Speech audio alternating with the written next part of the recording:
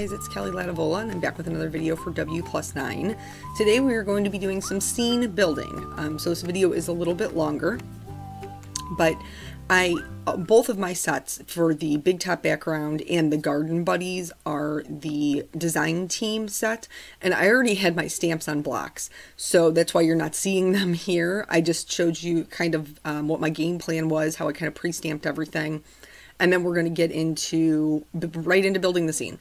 So I have a T-square ruler, and I'm going to give myself kind of a horizon line for where I want the bottom of my fence to be. And then I'm going to draw in the actual garden bed.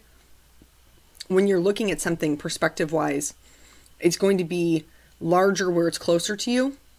So you'll see that's why my line in the back is slightly smaller than my line in the front. And then I'll draw a diagonal line to connect them so that it looks, it doesn't look flat, it looks more 3D. And then the only other hand-drawn portion I'm going to do is I wanted there to be like a little rock walkway. So I'm just going to do that real quick on the right-hand side. I did fuss around with it a little bit. I'll spare you the details. But once I was happy with it, then this is where we're at here. So I'm going to start stamping the characters. Some of these do need to be masked, some of them don't. So for the little boy who's sitting down, I masked him simply because his foot is sitting on the inside of that garden edge. Before I mask him, I'm going to go ahead and stamp his little tool in his hand. You can stamp these first and then mask it and stamp your little guy over it. I didn't think it was necessary. I just stamped it super close to the line that was already there for his hand, and it looked fine. It looked like they were holding him.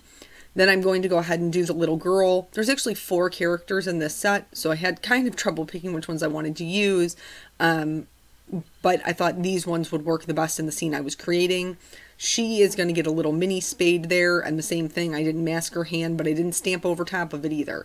This one I did have to create a mask for, as well as her, because A, she's in the little garden bed, which we're going to add rows to right now, so I've masked both sides. And then also because the fence is going to be directly behind her. So when you're doing the rows for the vegetables or flowers or whatever it is that they're growing here, the further away they are, the closer they're going to look together because you're not going to see as much of them. So as I'm moving toward the back, my lines are getting closer together. You can see, and it might look a little funny now, but it'll make sense once we get the whole scene going. Also, I wasn't perfect at lining them up. The line is a continuation of each other, but I'm not worried about it. Speaking of lining things up, we're going to stamp this fence. And the whole fence was a little bit too tall. It was going to take up too much of the top of my card. So I only stamped it to that bottom bar. I let the portion that was on the post on the bottom hit the masking. So you're not going to be able to see that. This again is supposed to line up, but let me tell you how hard it is to line something up when you're shooting on camera. So I didn't. It's messed up. And this is the beginning of how this card became the most detailed card in the history of the world. It isn't. That's a lie. But it did become substantially more detailed simply because of that fence. That was the beginning of the end for me. So I've marked the center of the card, and then I'm just going to take a piece of masking tape, and I think this is Eclipse, but I also have used 3M, and then I'm going to put it in my MISTI. This was just easier for me than having to cut a mask for every single one of those fence posts. Make sure you erase your pencil mark before you stamp down, because once you stamp on top of it, it's never coming up. Never, never, never. So I picked Hayride, which is a W+9 ink. It's a nice, soft, kind of like a creamy yellow color, and I thought that would be super pretty. The whole idea here was like they were out gardening, you know, as the sun was coming up. So I'm going to ink that up really good. The reason I'm doing this in my MISTI is because if I don't get firm pressure, good coverage, whatever, I can just do it again. So I cleaned it off, and then I scooted my card over. I replaced it. The big top background is designed to be a continuation of itself. So the way Dawn designed it is so that all of those little rays line up perfectly to create a whole background. And in this case, it's going to create my whole skyline. So here I'm removing the masking, and then I'm going to remove the mask off that little bird as well. And then make sure if you're going to do this, make sure that you clean your ruler. And I know what you think, like, Kelly, my ruler's not that dirty. Well, I didn't think mine was either, and then I cleaned it beforehand and it was black. So your Copic markers will pick that up. Anything like the graphite from your pencil or the from using markers, it will pick it up. So here I just filled that in with a Y21, and then I drew myself a little sun. I'm going to go back in with a Y11 and just kind of add some shading to those white areas so it didn't look as stark. And now I'm going to go about trying to fix my fence. Don't mind the top of my head. So basically what I ended up doing was trying to give myself a straight line. This meant that my line was going to be a little bit thicker than originally intended, and it also meant that it was going to be darker. But nonetheless, I gave myself this straight line, and then I figured I'll figure out a way to mask it later, because I needed it to be straight. If it looked crooked, it was going to ruin my card. So I put those lines in there, and then I'm just going to leave it for now. I'm going to draw in just a couple of rock or stone shapes into this little walkway. The reason I added this is because the right-hand side of the card just looked really plain, is really what happened there. I didn't want it to all be grass. It just looked too empty. So just rock shapes, nothing specific. It's going to get smaller and less detailed as you move to the back. And then now we're going to go about fixing that fence. I wish I had zoomed in here. I'm sorry I did not. You'll be able to see it when we get to the coloring. But all I'm doing is adding detail, wood detail. So like little squiggly lines, some little swirls or circles, like anything that you would see normally on wood grain. So I'm adding that to the crossbars, and then I'm also going to add that to each one of the posts. Now, why did this create a situation where it became the most detailed card ever? Because your details got to match your details, otherwise things look out of place. So I finished doing all of that, and then we're going to move into the coloring. So for the coloring, typically I just fill in my whole area with my lightest color, which I'm going to do.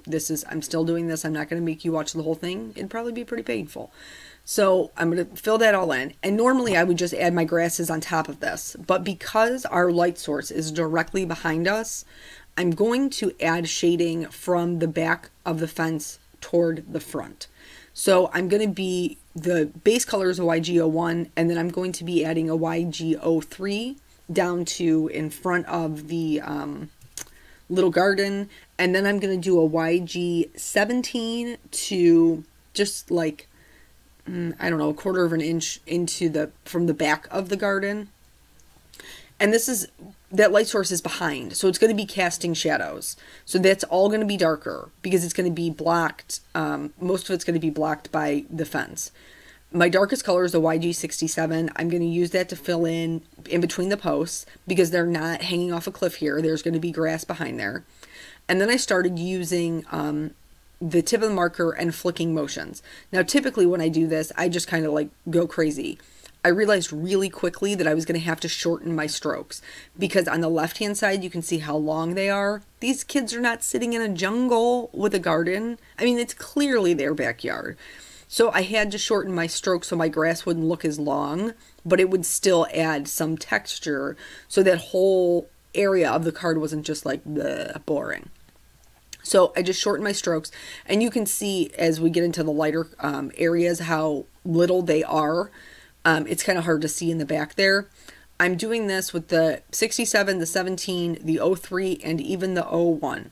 So I'm going to spare you all of it because I'm doing the same thing every time, but this is the way it looks when we're done. And then I'm going to pull out my grays. I'm using cool grays and warm grays this time. I know, I'm being very gracious in allowing the warm grays a cameo.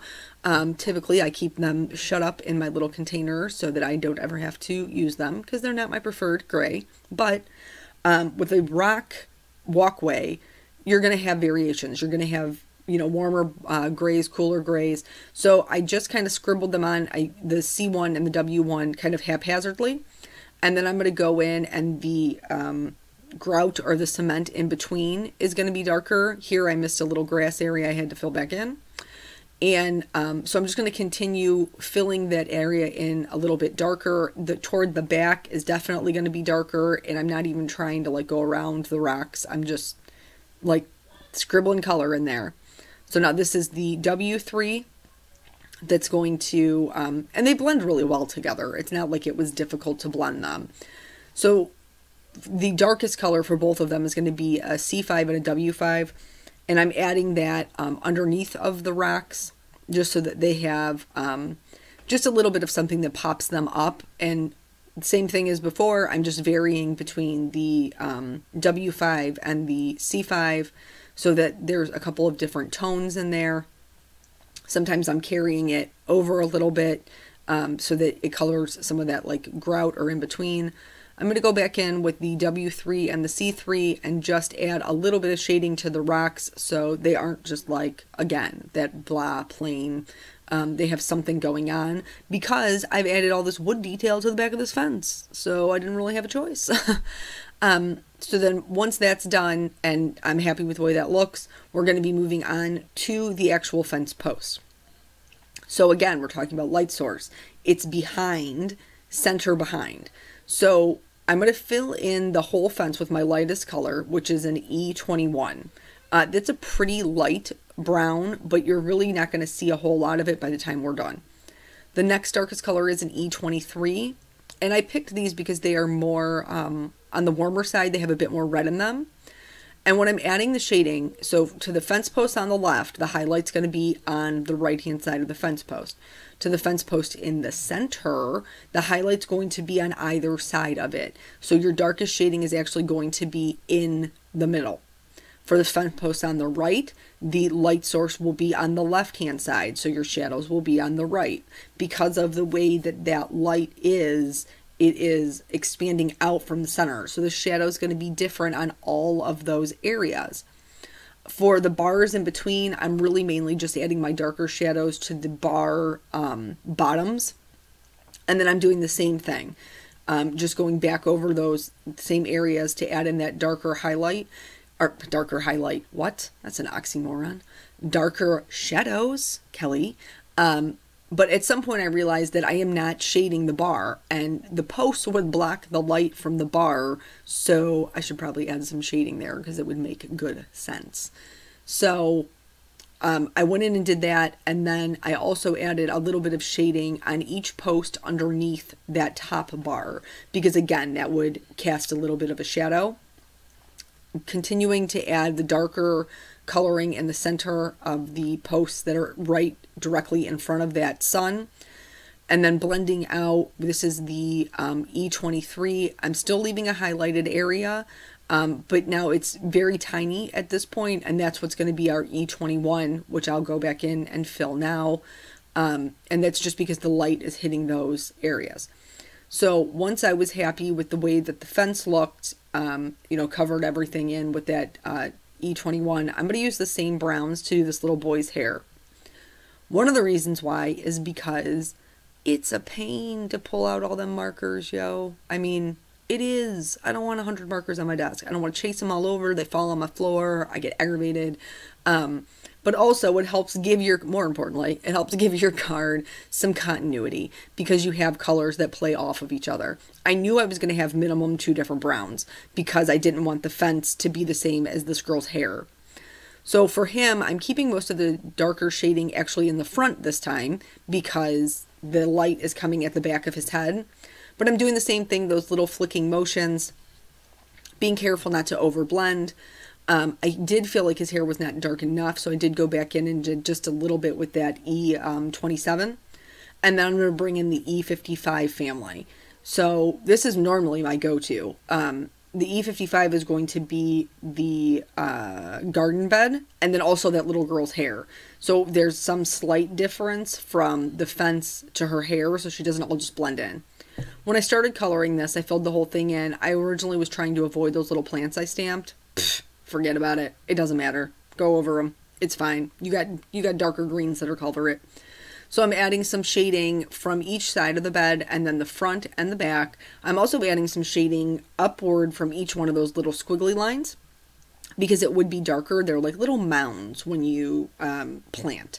So those areas would be darker. As it moves toward the back, because those lines are closer together, it's going to get darker. That's okay. It should. Because if this was a real life scene, your light would not be touching those areas in the back. The light would be touching the areas in the front, so those would automatically be lighter. So you're not going to have as strong of a highlight as the one in the back. So again, just going over those same shaded areas with this E57, I'm adding just a little bit of shading to those beds, working my way to the back, where again, my highlight is probably going to end up being the E55.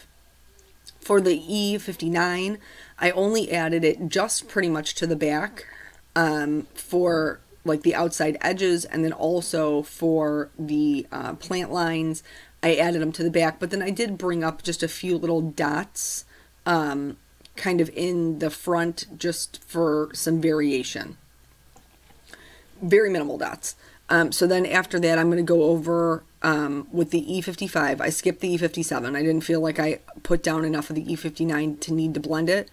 And then going to blend out the 57 and the planted lines that are more toward the front. And then my E53, which is what I started with, was running out of ink. And I'm in the middle of this, like, I'm in it, people, in it. And so I wasn't going to stop and refill my marker. So I just picked a marker that was close to it, which is an E31, and then I blended out with that. I did not notice at the time I was doing it that it was really bleaching out some of my shading. So later on I'll have to go back in and fix a little bit of that, but that was my own fault. So now for her hair, I'm going to keep hers a little bit on the lighter side. First of all, because she is right up against that fence line, and I don't want her hair to blend in. Second of all, she's standing up, so she's getting probably more sun. So her hair should be much darker in the front, because he's sitting, he's not going to be getting as much sun. And then later when we get to the shadows, you'll see his shadow is not as dark as hers because she is standing. So same flicking motions, just flicking that up toward the top of her hairline, blending that out with the lightest color.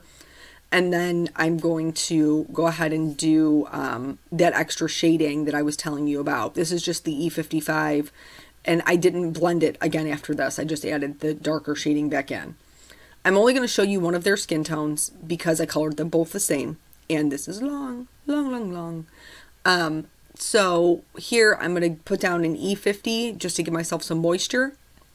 And then I'm going to go in with an E00. Now technically, their faces should be really dark because the sun is behind them. But I am not obliterating these kids' features. I'm just not. They're too cute to do that. Why would anyone do that? So I am adding a little bit more shading maybe than I would normally do, but I am not adding as much shading as you would see if they were really standing in front of the sun, especially that little girl. Her face would be so dark, you wouldn't really be able to see a ton of her features if you were looking into a sunrise at a person who was standing in front of it. She'd be almost blacked out. So from the lightest to the darkest, darkest back out to the lightest, I'm going to, at some point I colored in the handles of all of the little tools. Now I'm going to add the little grays, and I'm using the C's for that because it's my preference. Also, I feel like it looks more like metal.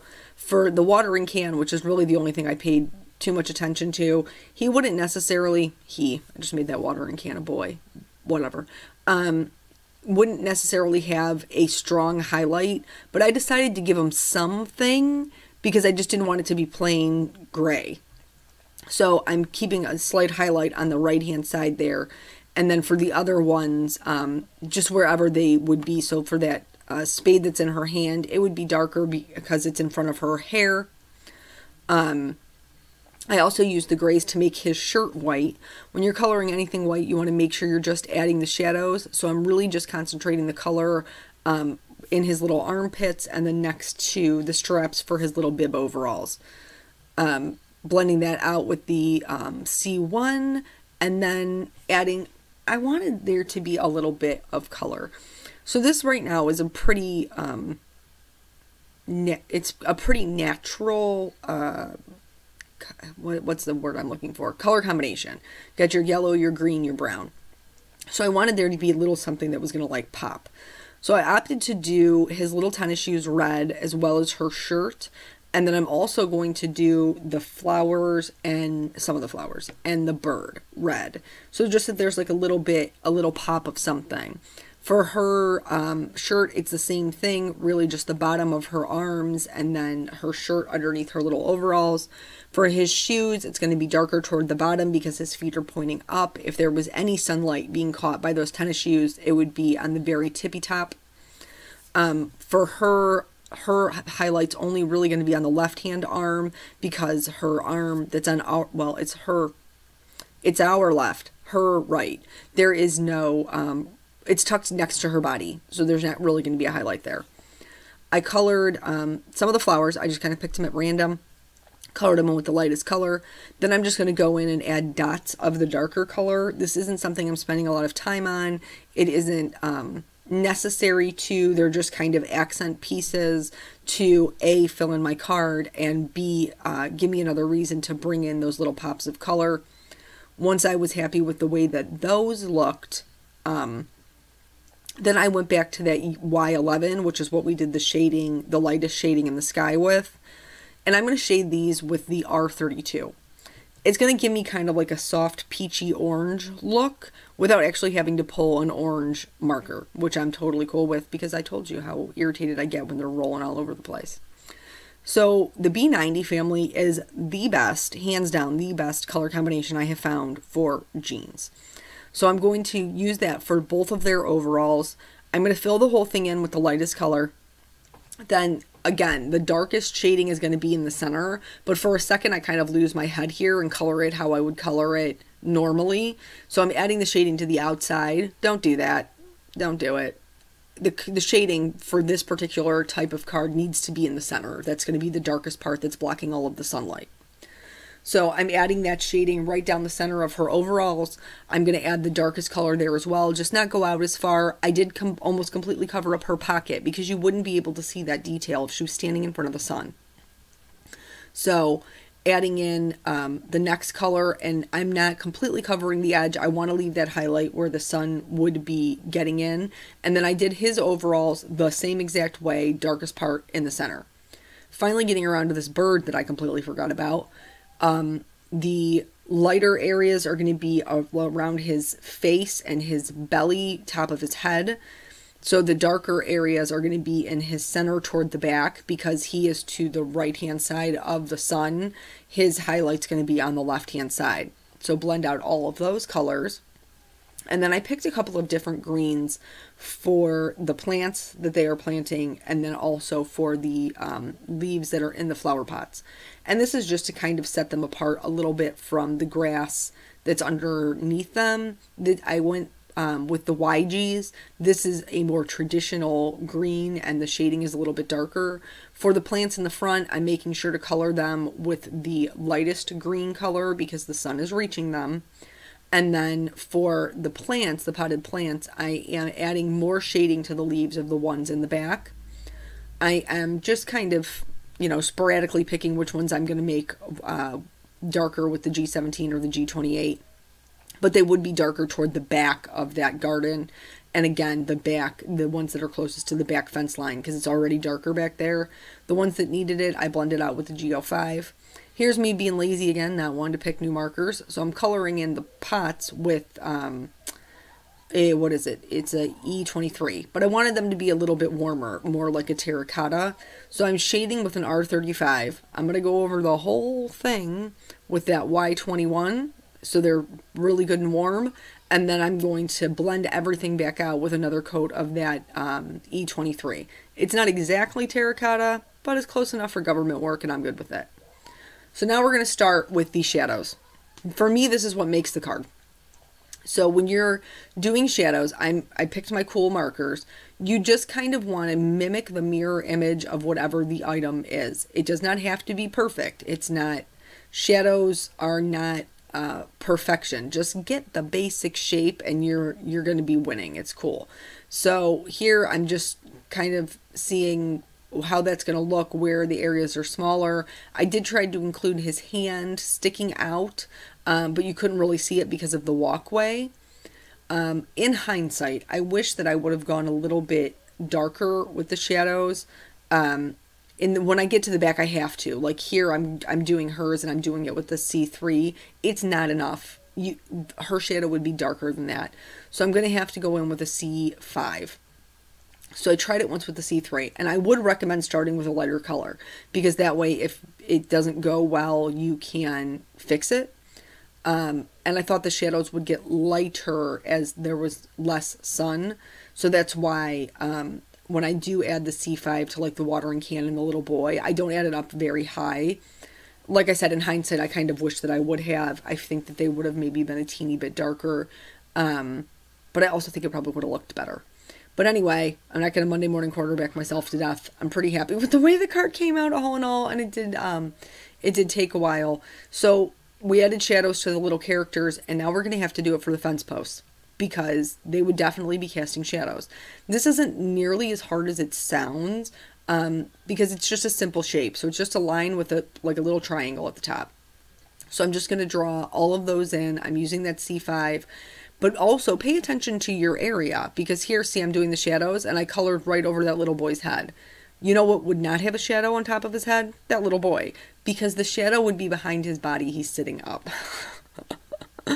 So I just went over it with a 0 marker to remove it, and then I recolored his hair. I outline all my images. You do not have to do this. This is just something that I like to do, especially with something that is this busy. It's going to help my colors pop, and it's going to give me great separation from my scene. For the sentiment, I kept it pretty simple. It's included in the same Garden Buddy set. It says, "Hello, sunshine." And I'm doing this in my Misty because I'm not a psychopath. I'm not a crazy person. I colored this card forever and ever and ever, and I'm not risking ruining my sentiment. So I'm going to stamp it down, and I'm using black W+9 ink, which is fantastic for sentiments.